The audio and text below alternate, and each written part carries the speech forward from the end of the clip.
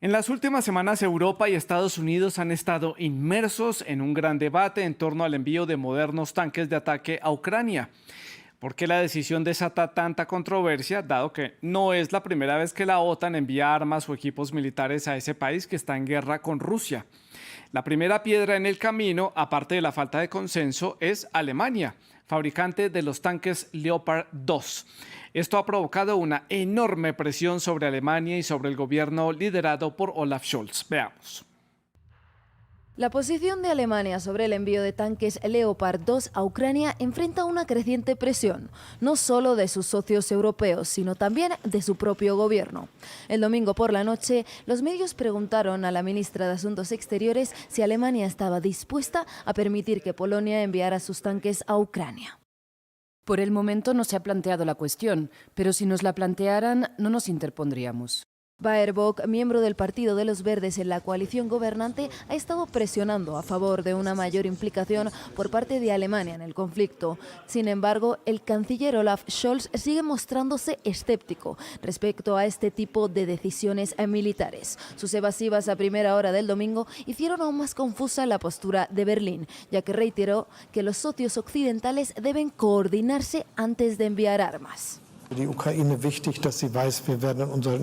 Ucrania debe saber que no vamos a abandonarla, seguiremos ayudándoles, pero tenemos un principio, y es un principio que creo que es muy importante, trabajar juntos y consultarnos las cosas. El ministro de Defensa de Alemania se apresuró a hacer otro comentario más cauteloso. La decisión depende de muchos factores y se toma en la Cancillería. Alemania se ha visto presionada para tomar una decisión sobre los tanques Leopard tras semanas de peticiones del presidente Zelensky. Y es que aunque la medida permitiría una contraofensiva de las tropas ucranianas, Olaf Scholz teme traspasar la línea roja de Moscú y provocar una nueva escalada de la guerra. Polonia, un país que es vecino de Alemania y de Ucrania, que posee también unidades de estos tanques Leopard 2, ha dicho que puede abastecer a las tropas ucranianas con o sin la aprobación de Alemania. ¿Por qué Alemania tiene que aprobarlo? Pues porque es el país fabricante de estos tanques y tiene que dar el aval para que otro país envíe unidades de sus productos bélicos a un tercer país en donde hay un conflicto abierto o activo. Pero en realidad Alemania teme cruzar esa línea roja con Moscú. Esto es lo que dicen desde el gobierno polaco, desde Varsovia. Escuchemos. Es una cuestión que se repite en las altas esferas políticas de Europa. ¿Llegarán los tanques Leopard de Polonia a Ucrania? Este lunes el gobierno polaco confirmó que piensa mandarlos y que buscará otra vía para hacerlo si no recibe la aprobación de Berlín. Solicitaremos dicho consentimiento, pero este es un tema secundario. Incluso si al final no obtenemos ese consentimiento como parte de una pequeña coalición, incluso si los alemanes no están en esa coalición, aún así entregaremos nuestros tanques junto con otros países a Ucrania. Y es que Alemania, como fabricante, debe otorgar el permiso de reexportación hacia Ucrania a los países que poseen estos tanques. Pero de momento, el gobierno alemán parece no tener una postura común. Mientras el canciller Olaf Scholz se muestra escéptico por una posible escalada, la ministra de Exteriores aseguró que no hay motivo para negar la operación. Por el momento no se ha planteado la cuestión, pero si nos la plantearan, no nos interpondríamos. Desde la Unión Europea, algunos países como Lituania aseguraron que no hay buenos argumentos para negar el envío, algo que no ven igual desde el Kremlin, que señaló a todos los países que suministren armas a Ucrania como responsables de la guerra.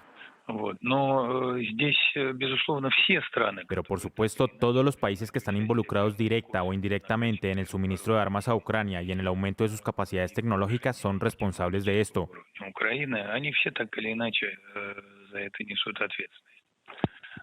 Lo principal es que es el pueblo ucraniano quien pagará el precio de todo este falso apoyo. Ucrania lleva meses pidiendo los tanques Leopard, ya que el conflicto, sin grandes avances, ha pasado a ser una guerra de desgaste y los tanques ayudarían a Ucrania a avanzar posiciones. Los expertos creen que ambos bandos están planeando ofensivas para la próxima primavera. La pregunta del millón de euros, ¿qué decidirá Alemania? ¿Qué tanto están presionando sus socios europeos y los de la OTAN, entre ellos Estados Unidos, para que envíe o autorice el envío de estos tanques? ¿Qué tanto beneficiaría esto a Ucrania a la hora del combate, de mandarlos al terreno? ¿Será esta una nueva provocación para Rusia? ¿Usará Moscú este episodio como una excusa para escalar el conflicto y ser aún más agresiva en el terreno? Ya desde el Kremlin volvieron a mencionar esas temidas palabras: arsenal nuclear. Hay muchísimas preguntas, por eso hoy en el debate de France 24, Alemania y sus tanques que dividen a Europa.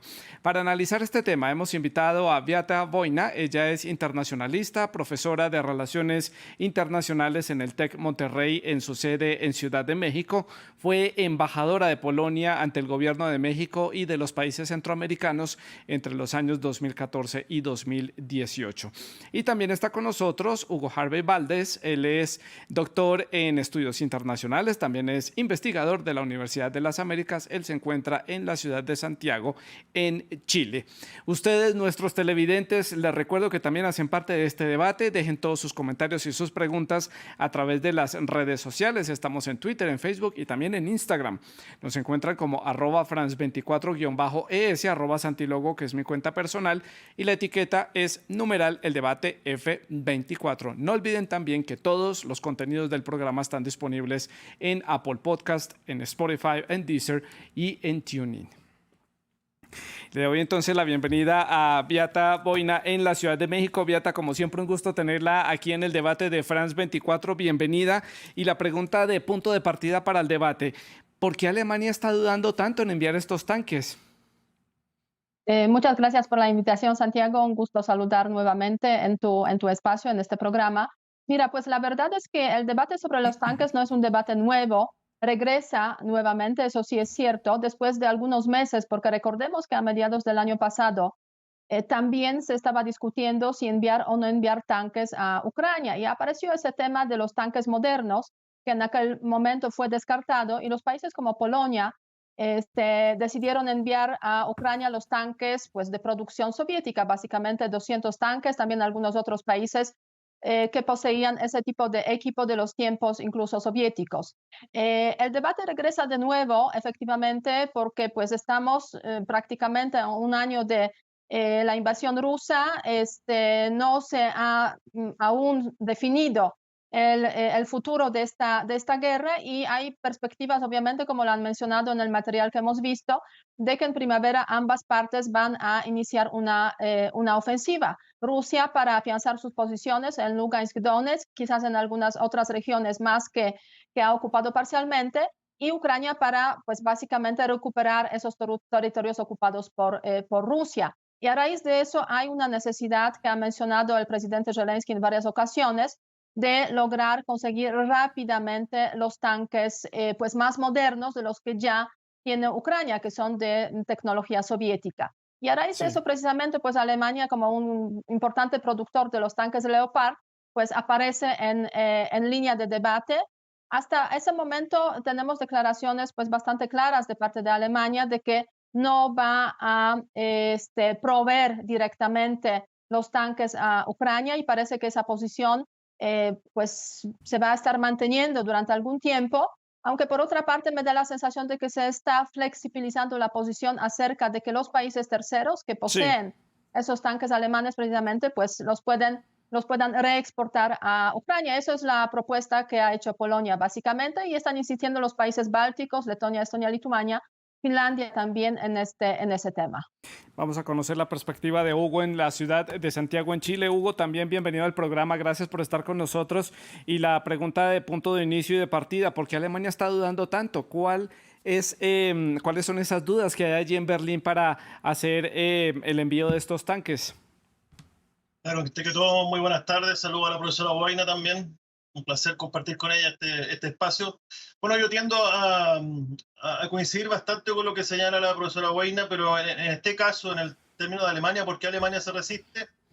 Porque a Alemania no le interesa figurar como un país que está entrando de lleno a la guerra. Todos sabemos que un tanque no se opera de la noche a la mañana, por lo tanto, el ya entregar el tanque sería más que el involucramiento de la pieza de blindado, sino que sería incluso cooperar con la parte logística, empezar a cooperar con el entrenamiento, con la preparación, y esto no es de un día para otro.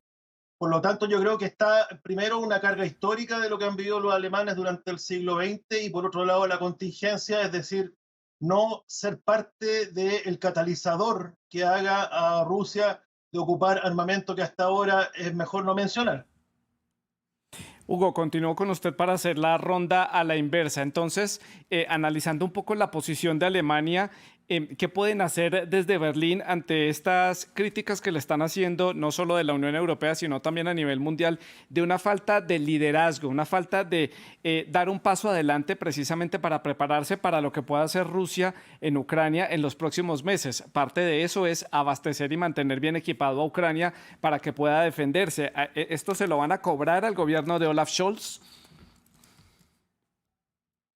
Sí, yo creo que en algún momento se lo pueden cobrar, pero en realidad, ¿por qué exigirle el liderazgo a Alemania si Alemania es un integrante más de la OTAN?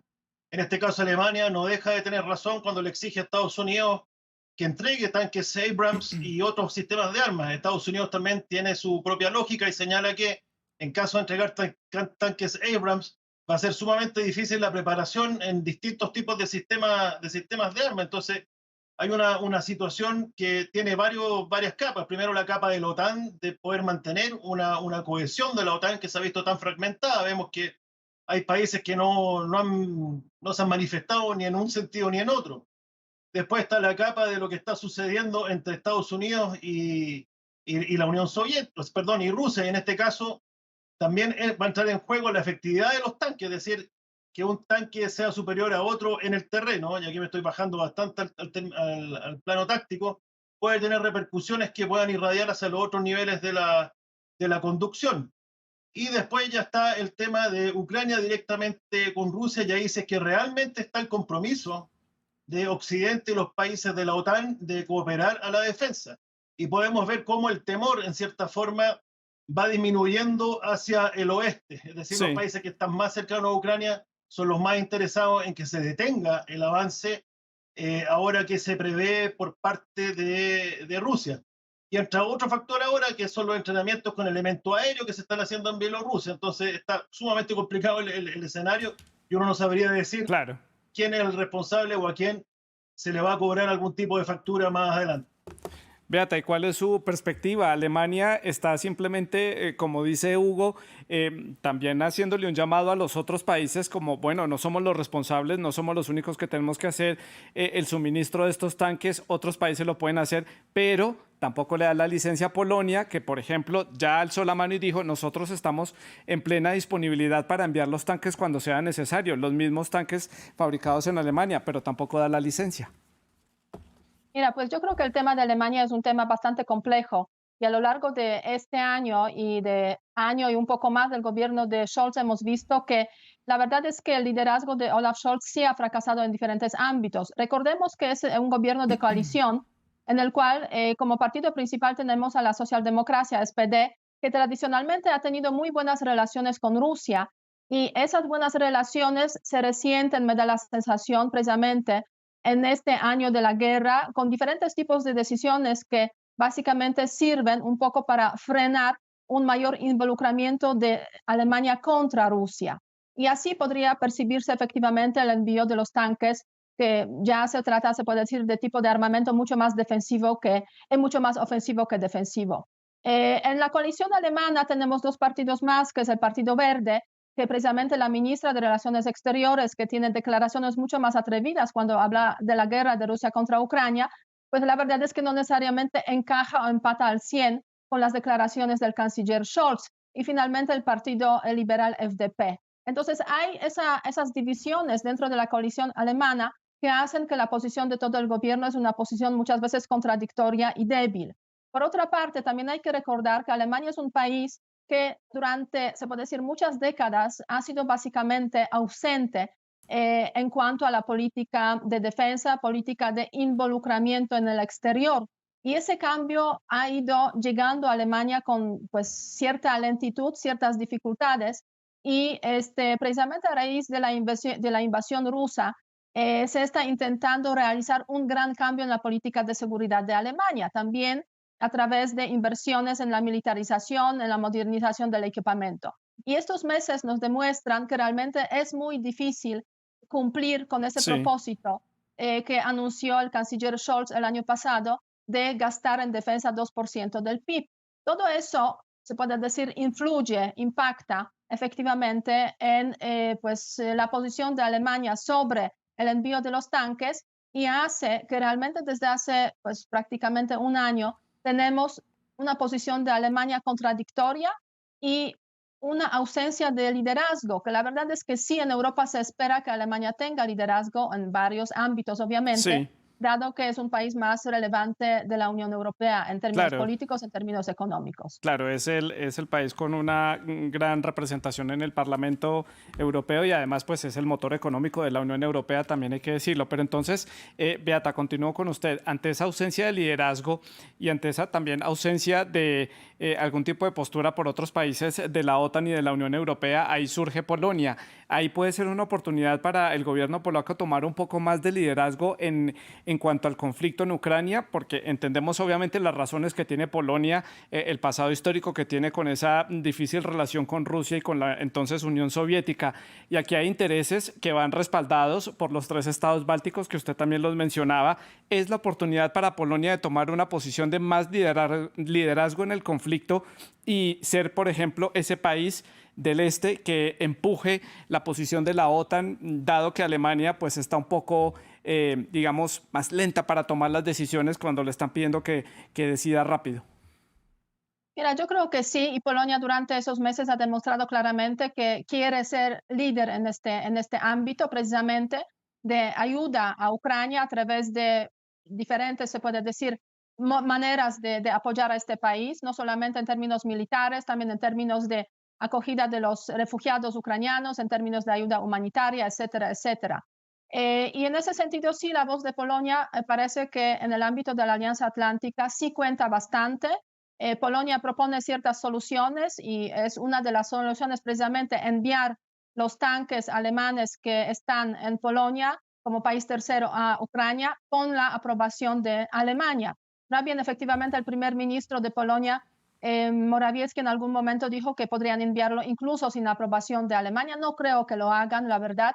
Son formas para presionar precisamente a Alemania para que permita este Sí, envío. Ahora bien, en la Alianza Atlántica obviamente hay muchas divisiones y muchas posiciones, son 30 países en total, se escuchan voces de algunos de esos países, pero en las reuniones, digamos, de los embajadores, de los representantes de los países miembros en el Consejo de la Alianza Atlántica, pues obviamente se toman ciertas decisiones al respecto y aquí claro. pues cuentan opiniones de todos, pero no cabe duda que Polonia se ha convertido en la voz de los países que son vecinos de Ucrania, de Rusia y que pues directamente están Sí. enfrentados con la situación en el este. Beata, le dejo sobre la mesa la siguiente pregunta sobre a lo que se está exponiendo Polonia precisamente por asumir ese liderazgo y por cruzar de pronto esas líneas rusas que ha trazado Moscú en cuanto al conflicto. Lo dejamos sobre la mesa y paso a preguntarle a Hugo sobre la importancia de este suministro de tanques para Ucrania. Hemos visto que la comunidad internacional, básicamente la OTAN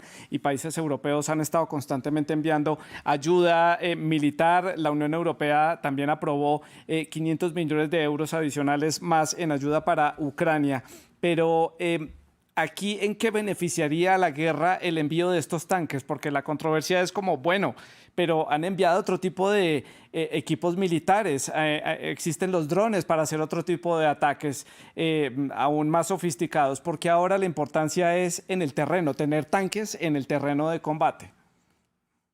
Claro, aquí creo yo que lo importante en esta fase, lo que se viene ahora, yo lo que uno se podría visualizar, digamos, que viene una contraofensiva nuevamente desde Bielorrusia con blindados. Entonces sería recomendable para Ucrania tener tanques para poder cortarlos más lejos de lo que cortaron el ingreso a Kiev.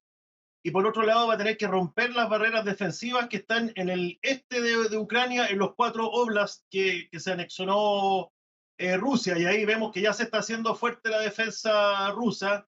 Entregó Donetsk, pero para hacerse fuerte al este del río, Por lo tanto, en esos dos frentes van a ser necesarios. Se pueden hacer maniobras cuando empiece la primavera, se puede maniobrar, se pueden utilizar de buena forma estos tanques y obviamente van a tener que ser reforzados con armamento antiaéreo, que todavía falta desde mi punto de vista, y con artillería de largo alcance para poder ir, en este caso, emblandeciendo o tratar de ir mitigando, digamos, la efectividad de las defensas rusas.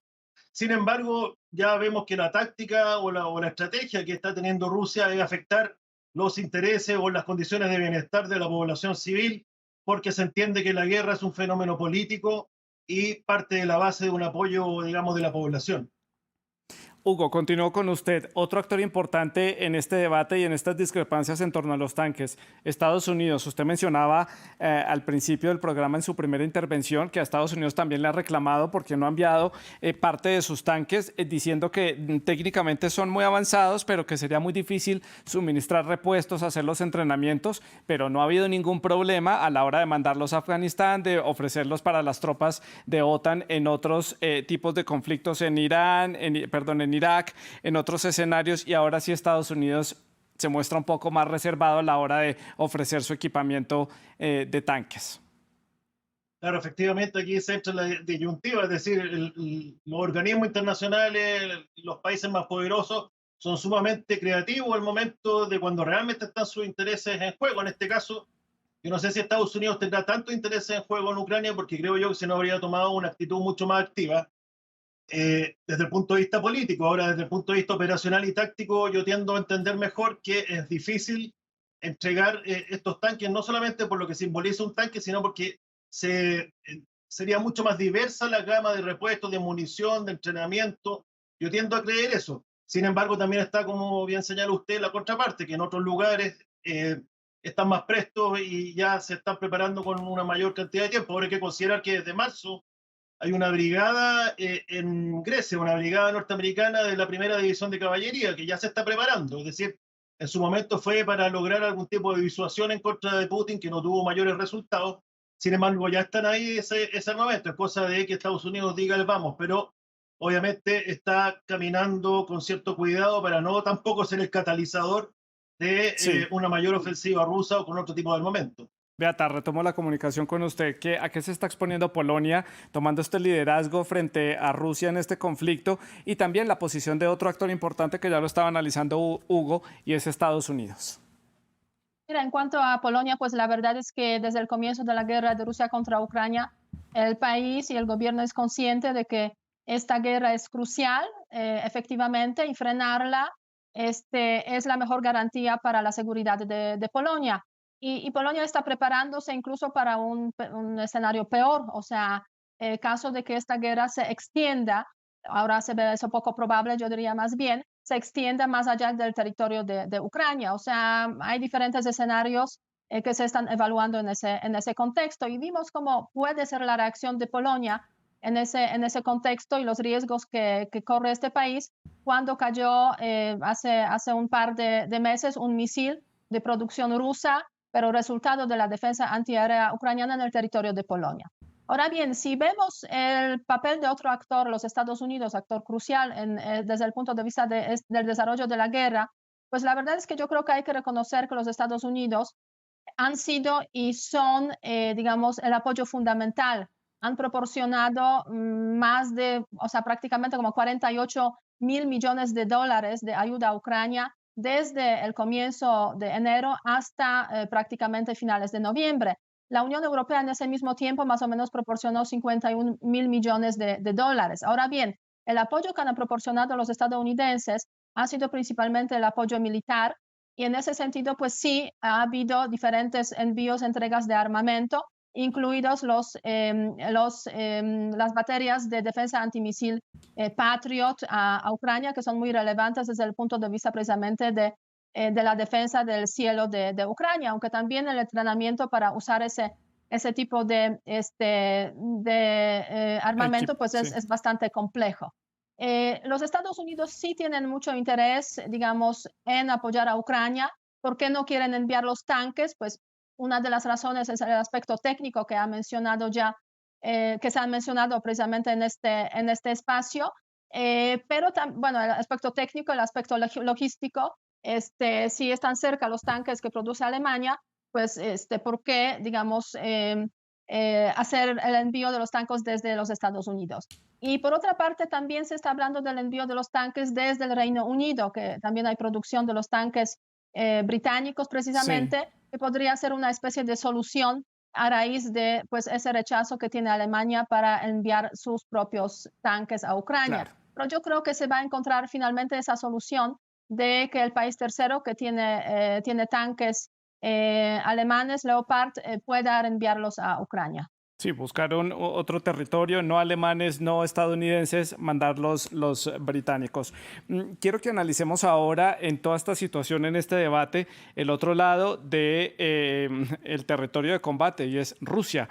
¿Cómo puede estar Rusia capitalizando esta coyuntura, este debate que está viviendo la Unión Europea, la OTAN y Estados Unidos y los otros países que están involucrados en este conflicto, para tomar un poco de partido, porque todas las situaciones en la guerra tienen que ser aprovechadas de alguna manera? Aquí Rusia, ¿cómo estará aprovechando esta situación y qué cartas puede tener bajo la mesa para los próximos meses? Hugo, adelante. Sí, bueno, todos los análisis que hacemos acá son desde un punto de vista racional, pero lamentablemente Rusia en este conflicto y en otros conflictos también no toma decisiones desde un punto de vista racional, es decir, aquí operan algunos fenómenos que se ven en relaciones internacionales como el pensamiento grupal y cómo lo que quiere decir el líder se lo dice, lo que quiere escuchar el líder se lo dicen sus asesores. Lo podemos ver desde las primeras fases del conflicto, por lo tanto, es difícil aventurarse a cuál va a ser la evolución de las decisiones que va a seguir tomando Rusia. Lo que sí, desde mi punto de vista, ha quedado claro es que la efectividad que se autorrogaba Rusia de su armamento, de su capacidad de planificación, de su capacidad de inteligencia, de su capacidad operacional y, en definitiva, su formación de Estado Mayor, han quedado en entredicho. Por lo tanto, las cartas que tiene sobre la mesa, en este caso Rusia, creo yo, que es utilizar las diferentes modalidades que existen de su armamento nuclear, si que se puede llegar a utilizar, desde las armas más tácticas hasta las armas más poderosas. Sin embargo, habría que ver también en qué condiciones operacionales están esas ojivas. Entonces, vuelvo a lo que señalé al principio, que es difícil tratar de ver cómo va a actuar Putin porque las decisiones pasan por él. Y podemos ver que también los cambios que ha realizado dentro de su Estado Mayor, del nivel operacional de la conducción, tampoco ha tenido los resultados esperados, sobre todo este último cambio con instalar al general Gerasimov, que tampoco hemos visto, salvo más ataques contra la población civil. Beata, su opinión. Mira, pues yo creo que Rusia seguirá con la ofensiva o el intento de ofensiva nueva precisamente. Y durante todo este año 2023 vamos a ver los intentos de Rusia de consolidar sus posiciones en las 4 regiones, pero especialmente en Lugansk y Donetsk. Ahora bien, también hay que reconocer que Rusia está perdiendo un poco también los ingresos económicos, los ingresos financieros que hasta ahora le han permitido mantener esa guerra a tal escala como la hemos visto hasta ahora. Recordemos que a partir de principios de diciembre del año pasado, los países europeos han dejado de comprar el petróleo de Rusia, o sea, es el principal recurso energético que Rusia vendía el año pasado a los europeos y del que, pues la verdad es que tenía grandes ingresos para su presupuesto central, federal, y también pues han disminuido muchísimo las ventas del gas ruso a los países europeos. Entonces, a raíz de eso, el tiempo a Putin se le está acabando un poco para realizar realmente una ofensiva amplia, fuerte y de larga duración. Por eso, la verdad es que sí, podemos esperar un ataque nuevo, consolidado de Rusia más o menos en primavera. Y para eso también en Rusia se están haciendo los planes para ampliar las fuerzas armadas rusas. El tema principal cuando hablamos de los tanques y cómo Putin lo puede de alguna forma aprovechar es el tiempo. Y es el punto sobre el cual los ucranianos ponen atención porque se necesita tiempo, rapidez especialmente, para que las Fuerzas Armadas ucranianas pues cuenten con un equipo, un armamento más moderno, especialmente los tanques que les permitirían Sí, efectivamente realizar una contraofensiva mucho más eficaz, y necesitan tiempo para aprender esos tanques, ¿no? Y claro. ese es el punto crucial. Claro, porque estos tanques, si los despliegan allí en terreno, hay que entrenar a los soldados, a los militares para poderlos operar, para hacerles el mantenimiento necesario después de estar en el terreno. También hay que dar un suministro, un lote de repuestos para poderlos mantener en operación y darles la mayor vida útil posible en el combate. No es tan fácil como llegaron a territorio ucraniano, pisaron el suelo del combate y empezaron a disparar y ahí están. Eso toma muchísimo tiempo también para las tropas adecuarse a este tipo de equipamientos, aunque leyendo algunos reviews militares decían que las tropas ucranianas, pues ya por estar un año en conflicto, estaban tan habituadas a ciertas operaciones de ciertos equipos europeos y estadounidenses que les podría ser muy fácil habituarse a estos nuevos equipos si llegaran a ser desplegados allí en el terreno ucraniano, en el terreno de combate. Sigo analizando la posición de Rusia porque además de esta falta de recursos económicos y de esta baja en sus ventas internacionales que menciona Beata, hay que poner un ingrediente adicional y es que Rusia va a elecciones en el 2024 y el Kremlin todavía no ha dicho si Putin será o no candidato y aspirará a la reelección para un cuarto mandato como presidente de la federación.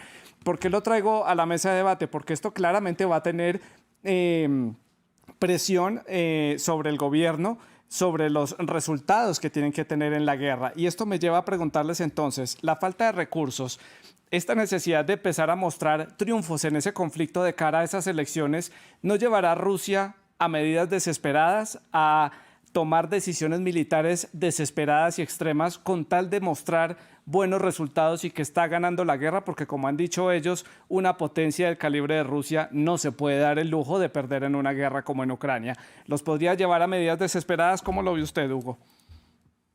Sí, bueno, como le dije anteriormente, es difícil tratar de saber qué pasa por la cabeza de Putin. Hemos visto cómo sus asesores le van diciendo lo que él quiere decir, cómo los ejercicios, sus generales leen papeles, o sea, un discurso aprendido, por lo tanto es difícil eso verlo en términos políticos. Sin embargo, sí está en una encrucijada Putin porque no está mostrando éxito en terreno, no está mostrando los éxitos que había señalado. Aquí se está dando, queda de manifiesto la mala planificación que se realizó, el mal trabajo de inteligencia ya de estratégica y más arriba, y por lo tanto está en una encrucijada porque los sectores más duros de Rusia ya están presionando para que en cierta forma haya algún tipo de modificación Claro. en la política. Beata, ¿y su opinión?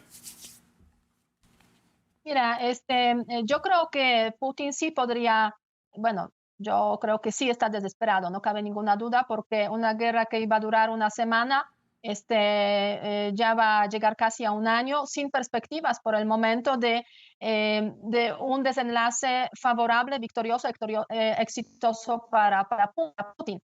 Pero cuando hablamos de esa desesperación, pues pensamos sobre todo en la posibilidad del uso de armas nucleares, la amenaza de uso de armas nucleares que ha aparecido a lo largo de este año en varias ocasiones. Me da la sensación de que nos estamos más bien alejando de ese escenario. ¿Por qué? Básicamente por los aliados de Rusia, que son China y es la India, que han estado pues, un poco más cerca de Rusia, sin ninguna duda de lo que esperaría el Occidente. Y los mensajes que ha transmitido el año pasado, a finales del año pasado, el presidente de China, Xi Jinping, al presidente Putin, en los cuales ha destacado con claridad que no se puede jugar con el tema nuclear. Y yo creo Claro. que eso es la línea roja que está frenando a Putin, frente a las decisiones pues, totalmente irracionales. Me quedan un par de minutos para finalizar el programa. Quiero hacer las conclusiones. Les doy suficiente tiempo para que puedan hacerlas. Beata, Hugo, comienzo entonces con Hugo. Lo que podemos ver en los próximos días en torno a este debate de el uso de estos tanques alemanes, lo que pueda venir del lado de Rusia, también la posición de Estados Unidos. Como siempre lo digo, no tenemos la bola de cristal para saber el futuro y lo que va a pasar, pero ¿qué análisis de perspectiva hacia el futuro se puede hacer para las próximas semanas? Bueno, considerando que el tiempo atmosférico es uno de los condicionantes en la guerra, Yo lo que tiendo a ver es que va a venir una nueva ofensiva rusa desde Bielorrusia con un fuerte empleo del elemento aéreo que ha sido casi ausente en esta guerra. Y también yo creo que esa ofensiva la va a intentar detener Ucrania para que no obtenga el objetivo político, que es descabezar a Kiev, y también se van a requerir romper las defensas, Sí. que como señalaba la profesora Boina, en Donetsk y Lugansk son donde están más fuertes, y para eso necesita el elemento blindado, pero también un complemento con otro tipo de armamento que es el elemento antiaéreo. Y todo esto, tal como decía la profesora Boina también, se requiere tiempo, requiere preparación, porque esto no es de la noche a la mañana llegar e insertar un tipo de armamento nuevo en el terreno. Beata, su conclusión para el cierre del programa. Estamos en invierno profundo en Europa, no ha sido tan frío como se ha quizás esperado, afortunadamente. Ha habido muchas luchas en el frente entre Ucrania y Rusia a pesar de este invierno, pero la verdad es que las dos partes se están preparando para que finalice el invierno, empiece la primavera y realmente puedan, se puede decir, dar el último empujón en esta guerra.